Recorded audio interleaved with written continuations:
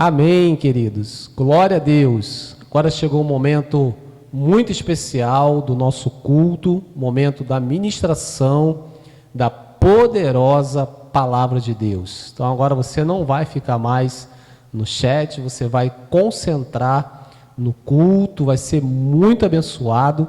Abra o seu coração para aquilo que Deus vai falar com você através dessa mensagem. Vamos orar, por favor. Pai, nós te agradecemos pela tua palavra, que é viva, que é poderosa, que ela venha penetrar nos nossos corações e gerar vida dentro de nós e produzir ações positivas, ações que venham alegrar o teu coração. Que o Senhor nos abençoe, que o Senhor nos oriente nessa reflexão, em nome de Jesus. Amém. Amém, queridos? Eu quero compartilhar com você essa mensagem que eu estou intitulando com o seguinte tema: o que fazer depois da quarentena? Fala aí para quem está com você, o que fazer depois da quarentena? Nós vamos usar como referência para essa reflexão a história de Noé. Nós vamos compartilhar princípios preciosos. Na verdade, nós vamos começar a falar nessa mensagem. Essa mensagem está sendo dividida em algumas partes. Nós vamos concluir a primeira parte hoje e na próxima oportunidade vamos estar falando a segunda parte e a terceira parte. Você está preparado? Então aperte o cinto aí que nós vamos decolar. O texto que eu quero usar com você como base é Gênesis capítulo 6. Nós vamos fazer a leitura do verso 8 ao verso 14 e depois o verso 17. Diz assim a palavra de Deus: a Noé, porém, o Senhor mostrou benevolência. Esta é a história da família de Noé. Noé era um homem justo, íntegro entre o povo da sua época. Ele andava com Deus. Noé gerou 3 filhos, Sem, Cã e Jafé. Ora, a terra estava corrompida aos olhos de Deus e cheia de violência. Ao ver como a terra se corrompera, pois toda a humanidade havia corrompido a sua conduta, Deus disse a Noé: darei fim a todos os seres humanos, porque a terra encheu-se de violência por causa deles. Eu os destruirei juntamente com a terra. Você, porém, fará uma arca de madeira de cipreste, divida em compartimentos e revista de pinche por dentro e por fora. Verso 17. Eis que vou trazer águas sobre a terra, o dilúvio para destruir debaixo do céu toda criatura que tem fôlego de vida. Tudo que há na terra perecerá. Pai, nós louvamos o teu nome mais uma vez por essa palavra e que o Senhor nos abençoe. Nós vamos contextualizar o que estava acontecendo. Embora você conheça, essa história, você conhece, você já deve ter lido e ouvido várias vezes sobre a história de Noé, sobre a história do dilúvio, mas eu tenho certeza que Deus vai falar conosco de forma diferente, porque a palavra do nosso Deus é uma palavra viva, e por ela ser viva, ela se renova a cada manhã, e ela produz vida dentro de nós. O texto diz que a história diz que o povo estava corrompido, o povo estava se prostituindo, o povo estava fazendo muitas coisas que desagradavam o coração de Deus. E a humanidade, nesse contexto, Deus marca essa história pelo dilúvio. A humanidade passa a ser vista como antes e depois do dilúvio. Deus, em Noé, juntamente com a sua família, claro, ele decide recomeçar. E por que Deus decide recomeçar? O povo vivia uma extrema desobediência, fazendo coisas que desagradavam profundamente o coração de Deus. E nesse cenário, Deus anuncia o dilúvio e ordena que Noé construísse uma arca. Deus fala no verso que nós lemos, no verso 8, que Deus teve benevolência de Noé. Deus teve bondade pela vida de Noé, para com Noé e toda a sua família, porque ele andava com Deus. E Deus, ao revelar a Noé que haveria o dilúvio, ele ordena que Noé construísse uma arca. E essa arca seria o abrigo de Noé, da sua família e dos animais que Deus estaria direcionando que entrasse na arca junto com ele. Porque somente quem estivesse dentro da arca seria salvo. Todo o restante da terra, todo o restante da humanidade, todo o restante dos animais, da vegetação, tudo seria destruído por conta do dilúvio. E Deus ordena que Noé construísse uma arca. Ele e sua família, após essa arca construída, deveria entrar nessa arca, e ele estaria levando consigo 7 casais de cada espécie de animal puro, 7 casais de cada espécie de aves e 1 casal de cada espécie de animal impuro. Tudo isso precisava, todos esses animais, precisavam entrar na arca com Noé, pois haveria um longo período de chuva. E durante esse processo de construção, Noé ele foi muito ridicularizado, porque havia muito tempo que não chovia sobre a terra. E aí você imagina, Noé construindo uma arca daquele tamanho, e as pessoas passando e falando: Noé, para que você está construindo isso? Para que você está fazendo isso? Não vai chover, a gente não tem um local para você navegar com essa arca desse tamanho. E Noé falava aquilo que Deus havia falado com ele.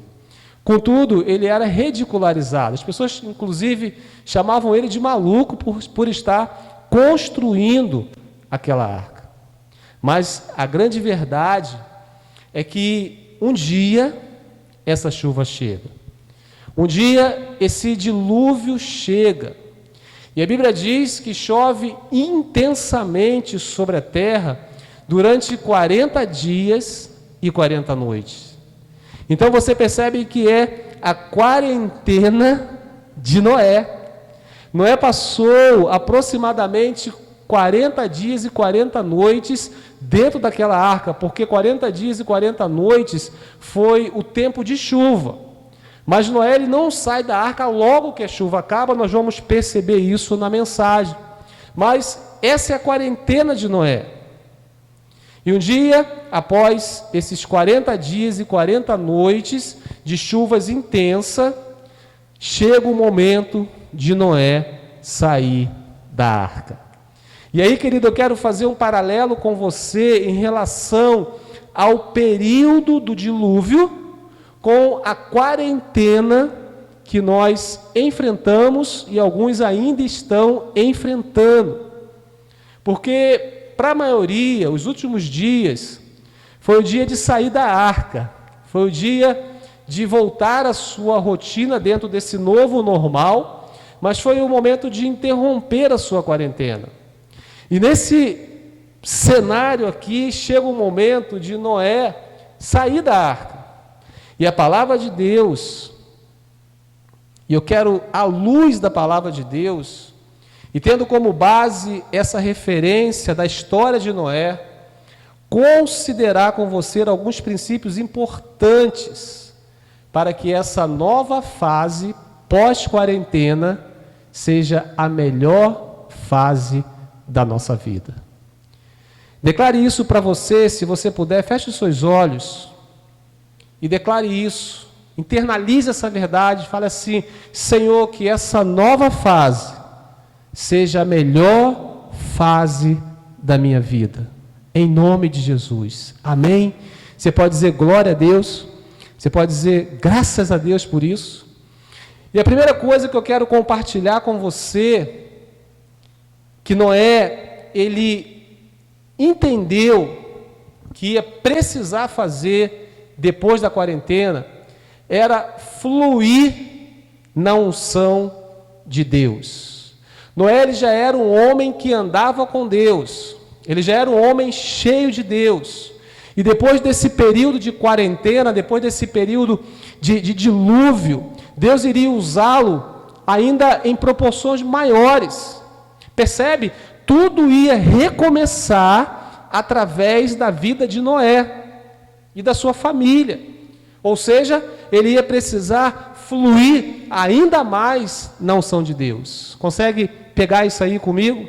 O texto diz, o verso 11 do capítulo 8 agora de Gênesis, diz assim: ao entardecer, quando a pomba voltou, trouxe em seu bico uma folha nova de oliveira. Noé então ficou sabendo que as águas tinham diminuído sobre a terra. Após o fim das chuvas, Noé, antes de soltar essa pomba que nós lemos aqui, ele solta um corvo, melhor dizendo, ele solta um corvo, para saber se as águas tinham baixado. E aí o corvo não volta. O verso 7 diz: esperando que a terra já estivesse aparecido, Noé soltou um corvo, mas este ficou dando voltas. Em geral, queridos, corvos se alimentam de coisas podres, se alimentam de cadáveres de outros animais, de coisas impuras. Possivelmente esse corvo achou uma coisa podre, um cadáver, e ficou lá mesmo. E não voltou, para que Noé pudesse entender se as águas tinham baixado ou não. Percebe que esse corvo, ele não era o sinal de Deus para a vida de Noé. E eu quero assim falar com você algo muito, muito profundo. Não siga a direção dos corvos. O corvo, ele gosta de coisa estragada, ele gosta de cadáveres, ele gosta de coisas mortas. E você é uma pessoa cheia de vida, você é uma pessoa cheia de unção, cheia de graça, cheia de poder, e não vai seguir a direção de corvos. Porque você não vai compartilhar de coisas estragadas, pegou? Você não vai compartilhar de coisas podres. Porque Deus tem algo muito mais precioso para você e para a sua família. Você pode dizer glória a Deus por isso? Depois ele soltou uma pomba, é onde nós vimos no verso 11, para ver se as águas tinham diminuído na superfície da terra. E a pomba, ela volta. Noé esperou mais 7 dias e soltou novamente essa pomba. E depois mais 7 dias, e ele solta novamente essa pomba. E ela retorna. E preste atenção, ela retorna trazendo algo em seu bico.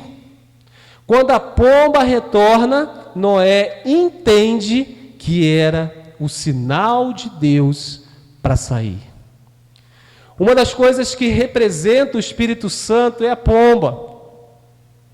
Ou seja, nós devemos seguir a direção do Espírito Santo.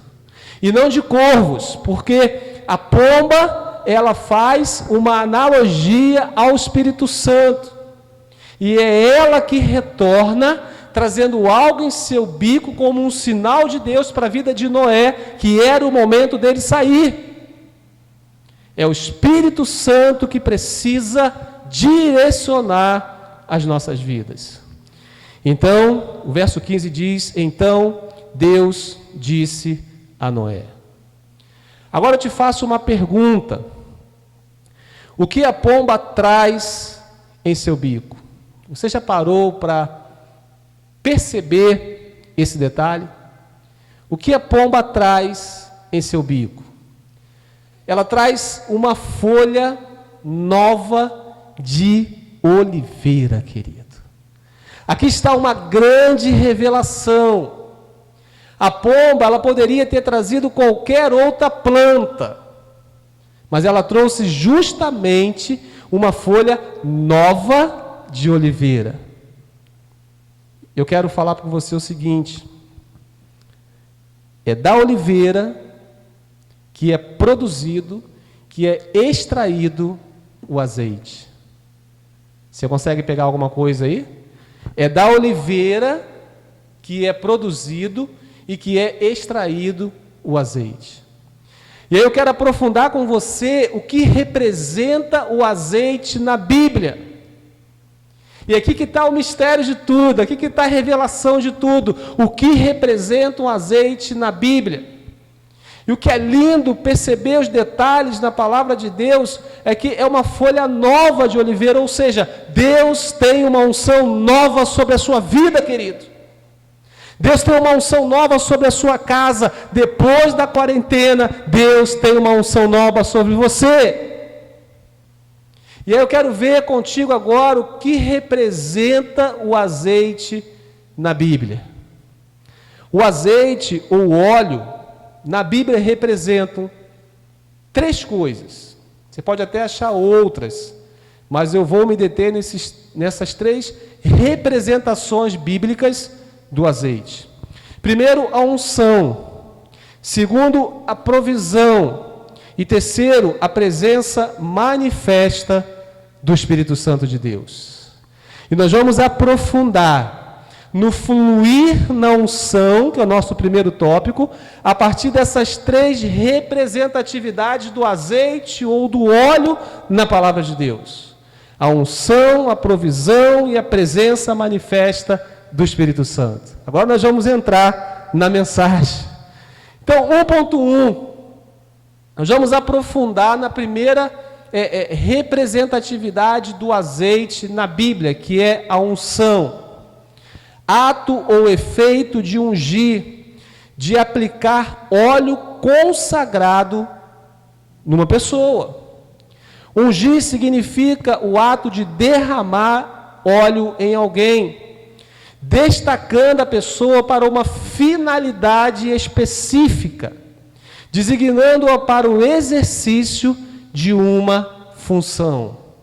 Uma pessoa é ungida para desenvolver o seu chamado. Eu quero ver com você, aprofundando ainda na unção, ali em 1 Samuel, capítulo 16. Nós vamos ler o verso 1 e depois os versos 12 e 13. Diz assim: o Senhor disse a Samuel: até quando você irá se entristecer por causa de Saul? Eu o rejeitei como rei de Israel. Encha um chifre com óleo ou com azeite e vá a Belém, e eu enviarei a Jessé.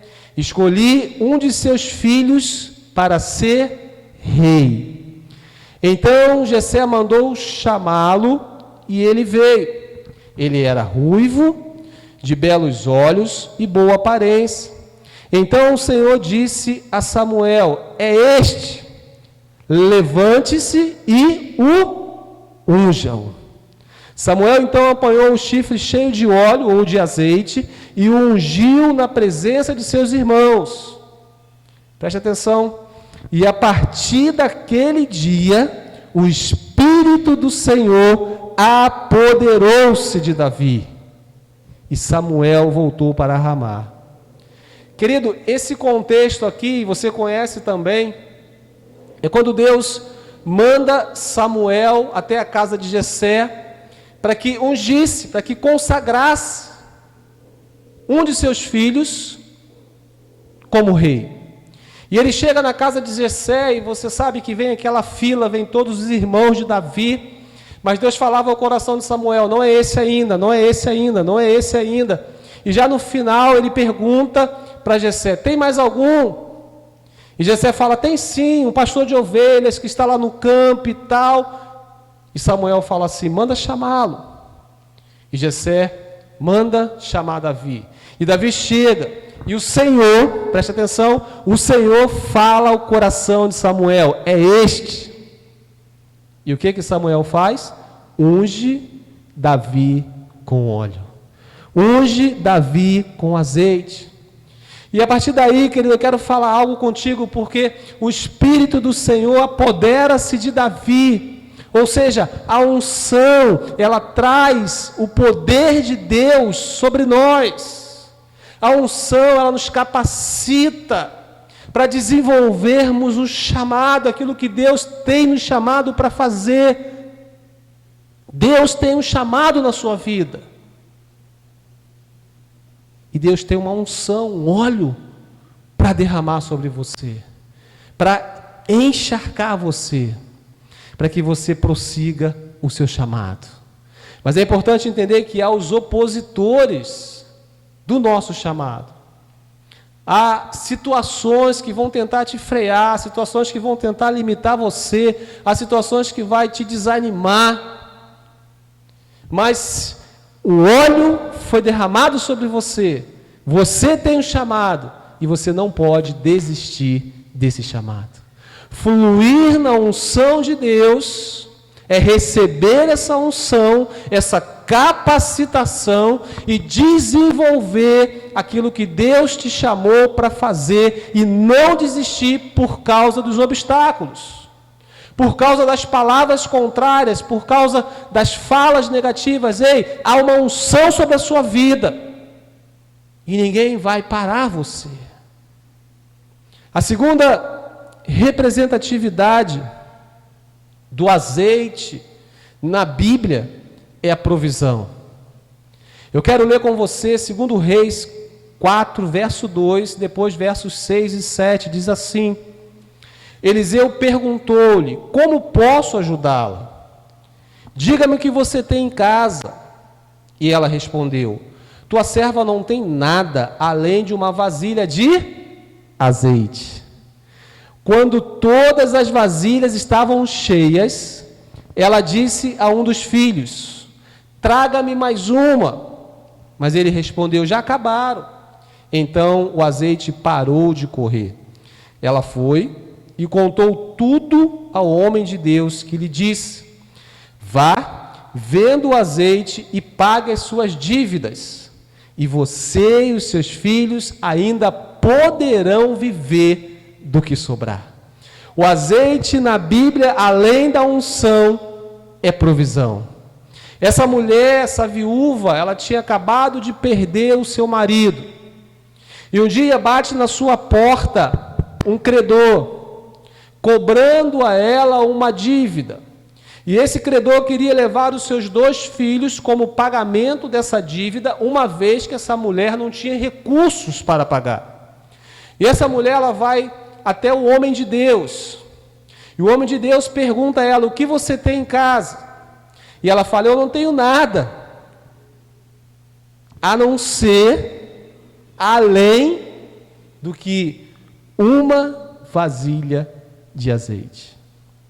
E o homem de Deus manda que ela fosse para casa, que ela pedisse muitas vasilhas a todos os seus vizinhos, e depois disso se trancasse na sua casa junto com seus filhos, que a partir daquele momento o milagre da multiplicação, o milagre da provisão ia começar a acontecer naquela casa.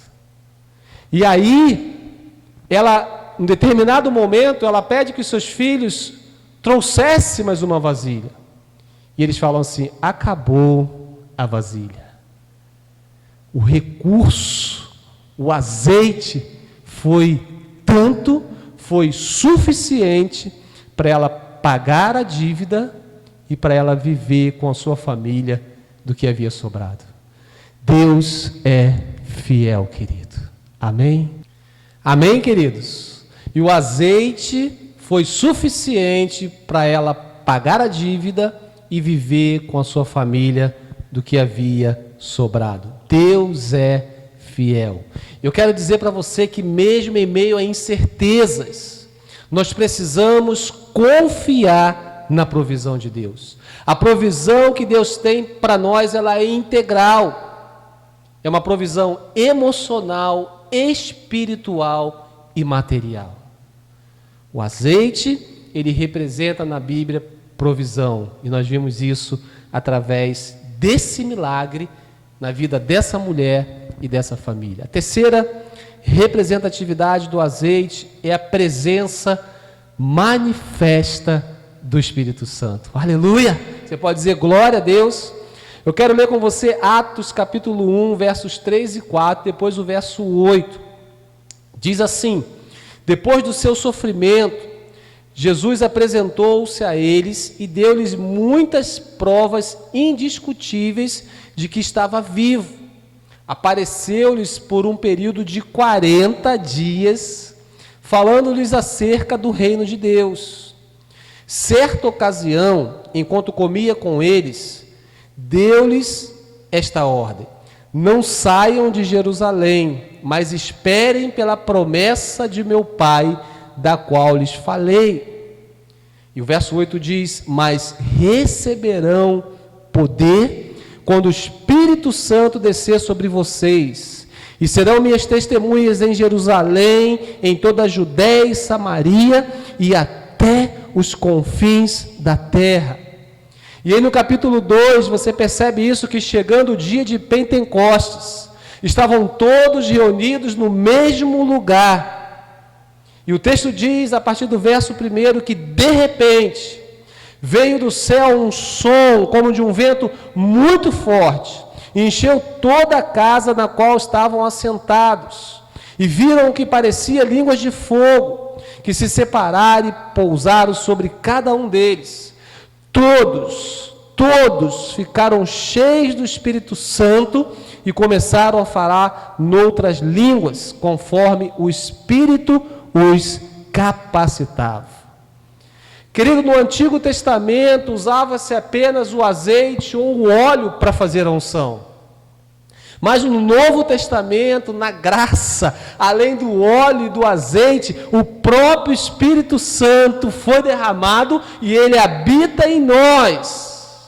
E ele nos unge e capacita com poder e autoridade para fazermos obras ainda maiores.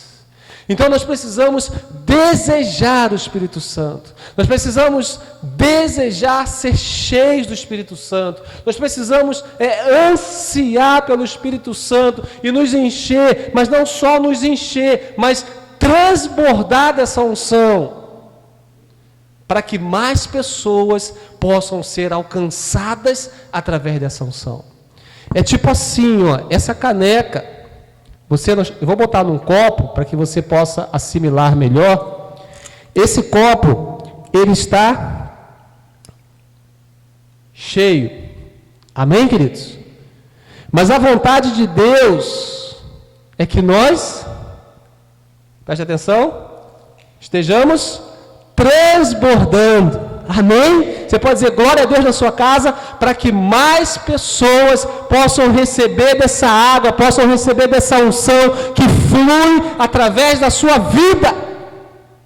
Porque há uma unção sobre você, há uma unção sobre a sua vida, há uma unção sobre aquilo que Deus te chamou para fazer, e você não vai desistir.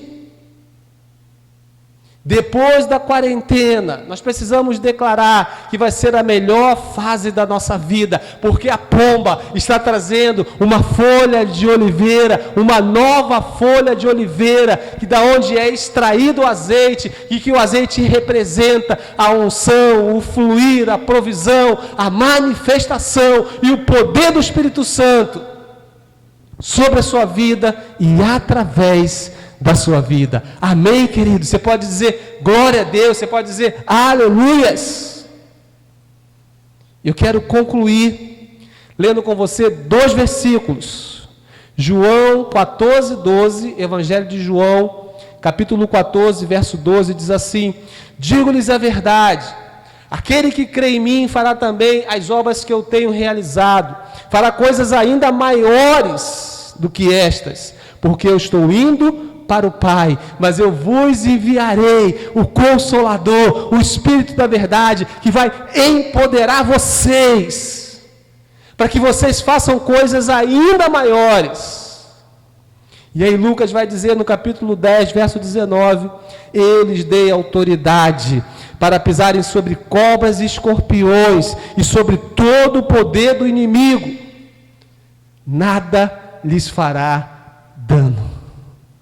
E você sabe que quem potencializa isso, você sabe que quem capacita isso, é o Espírito Santo que Jesus prometeu nos enviar. E que no dia de Pentecostes foi derramado. E todos que estavam ali foram cheios dessa unção. Então, querido, que você seja cheio dessa unção, ao ponto de transbordar e fazer obras ainda maiores que o nosso Mestre fez e delega isso para nós. Amém?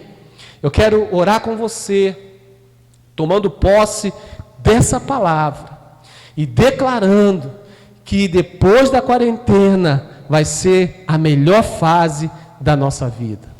E na próxima mensagem nós vamos falar a segunda coisa que Noé fez. Noé construiu um altar para o Senhor. E você vai ser muito abençoado também. Nós vamos aprofundar nessa questão de construirmos altares. Vamos orar. Pai, muito obrigado por essa palavra tão preciosa, tão profunda, que o Senhor nos trouxe nesse culto. Que o Senhor possa nos abençoar, para que sejamos dirigidos pelo Teu Espírito Santo. E que essa unção nova venha trazer provisão sobre as nossas vidas. Venha trazer manifestação do Espírito Santo, do Teu poder em nós e através de nós. Nós abençoamos cada pessoa que está agora do outro lado dessa tela. Que você receba, querido, uma unção nova sobre a sua vida nesse momento. Que você seja cheio do Espírito Santo. E que você flua no mover de Deus, cumprindo aquilo que Ele te chamou para fazer. Eu te abençoo em nome de Jesus. Amém e amém. Glória a Deus. Aleluias. Você pode aplaudir o Senhor? Aleluias. Amém, queridos. Amém. Vamos orar juntos. Nós vamos nos despedir. Depois dessa palavra tão poderosa, desse culto tão abençoado, eu tenho certeza que a sua semana vai ser uma semana de vitórias. Pai, obrigado por esse tempo tão precioso que o Senhor preparou para nós. Que a nossa semana seja direcionada pela Tua palavra, que seja uma semana de bênçãos, que seja uma semana onde haja a manifestação do Teu poder nas nossas vidas e através das nossas vidas. Que a graça do Senhor Jesus, o amor de Deus, a comunhão e o poder do Espírito Santo seja com você não só hoje, mas por todos os dias da sua vida. Um beijo no seu coração, fique na paz. Amém.